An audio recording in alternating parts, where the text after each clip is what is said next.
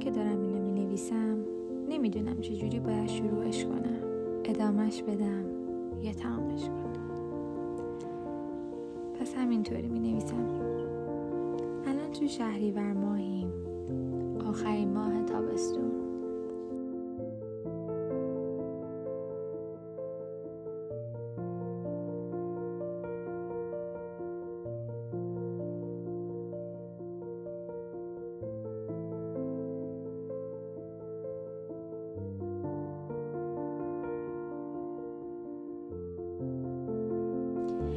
ماهی که میشه از اولش پاییزو حس کرد، حس خاص خودشو داره.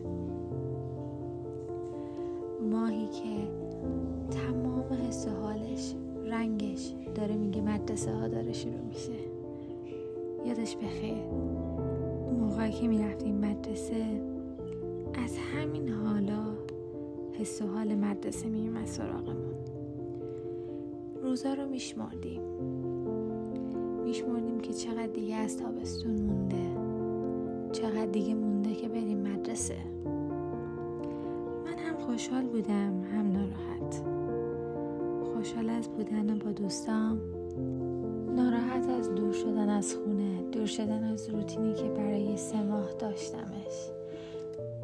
ولی همین لحظه ها شیرین ترین لحظه ها بودن. الان که بهشون فکر میکنم خیلی دلتنگشون میشم.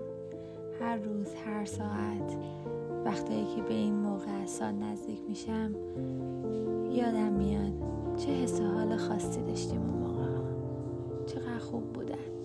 ولی خب الان بزرگتر شدیم، فکرامون، دغدغه‌هامون، کارامون، همه چیمون باهامون بزرگ شدن. طرز فکر کردنمون هم عوض شده. همین چیزای کوچولو توی زندگی، مثل رانندگی، لحظه‌ای که میری برای دادن امتحانش، لحظه‌ای که گواهینامه‌ت میاد، یه حس بزرگی خاصی به آدم میده. نمیدونم برای شما همین حس بوده یا نه.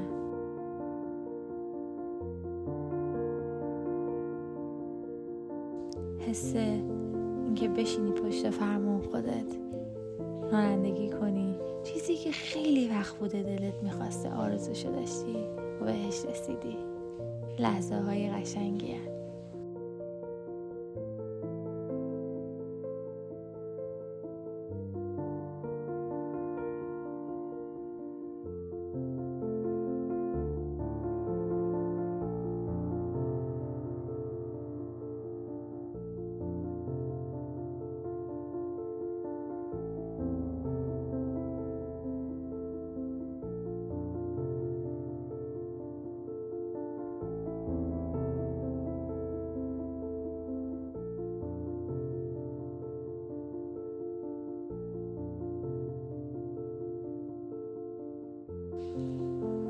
در کنار این لحظه ها فکرهای دیگه هم تو ذهنته.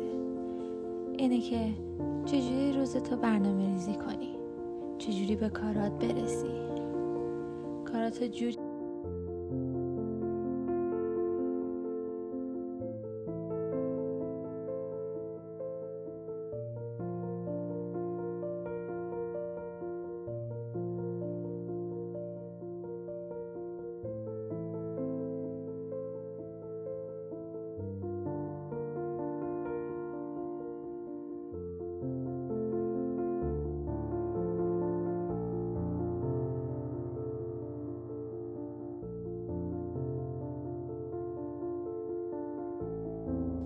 بتونی بهترین خودت باشی اون روز.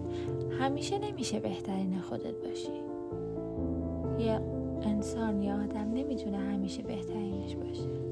بالاخره لحظه هایی هست که تو هم نیاز داری تو خلوت خودت باشی، به کارات برسی، به کارات فکر کنی، به برنامه‌هات فکر کنی و همیشه تلاش نکنی برای بهترین بودن، چون خسته کننده میشه.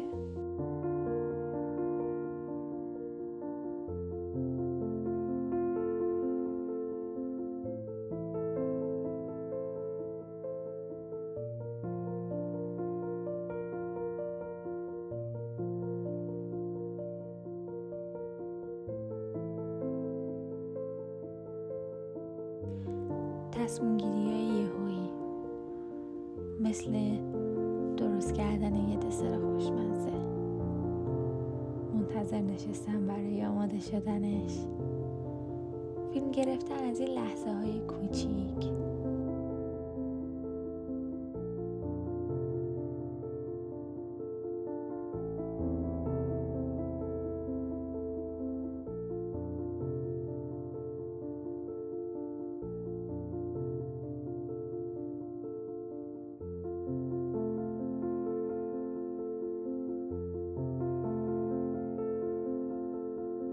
یکی از لحظه های مورد علاقم درست کردن قهوه است.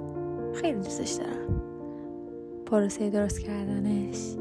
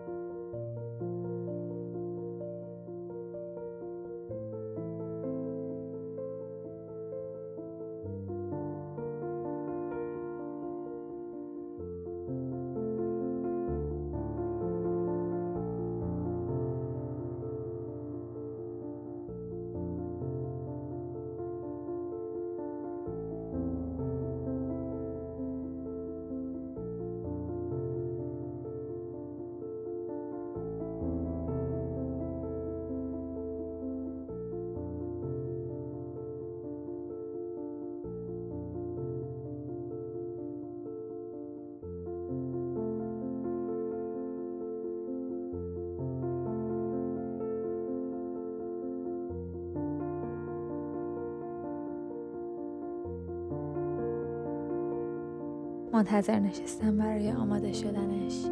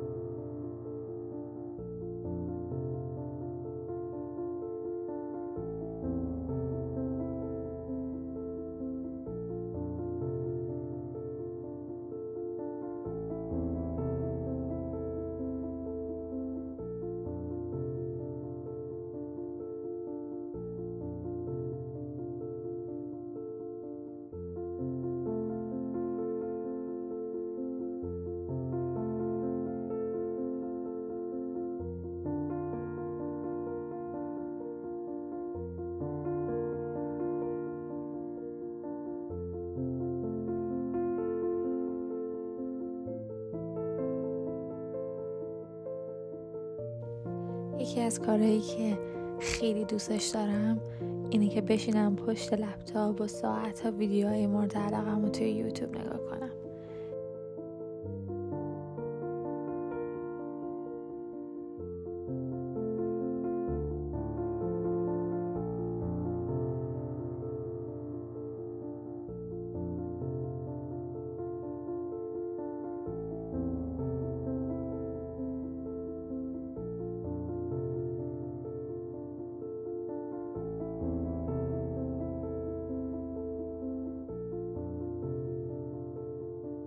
خیلی خوبه. همین باعث شد که به ضبط کردن ویدیوها علاقه‌مند شم، به این علاقه‌مند شم که ویدیوهای خودمو بذارم. میدونم که خیلیاتونم شما هم تو فکر این هستین. فقط کافیه انجامش بدین. نیازی نیست لحظه‌ای بهش فکر کنین. فقط انجامش بدین و وقتی بیافتین توی پروسش عاشقش میشین.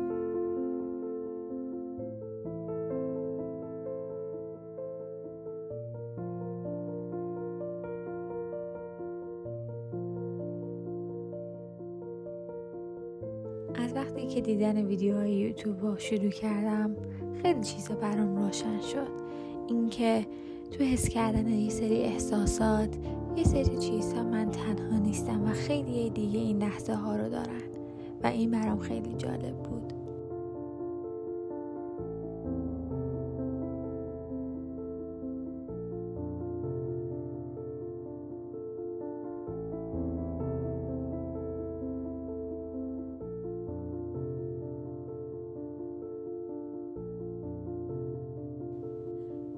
رفتن بعد از شام، بودن بین مردم، بودن توی اجتماع، اینا یه سری از چالش‌های بزرگ زندگی ماست که باید باهاشون روبرو بشیم. باید از یک سری چیزای تکراری فاصله بگیریم و تنوع داشته باشیم توی زندگی.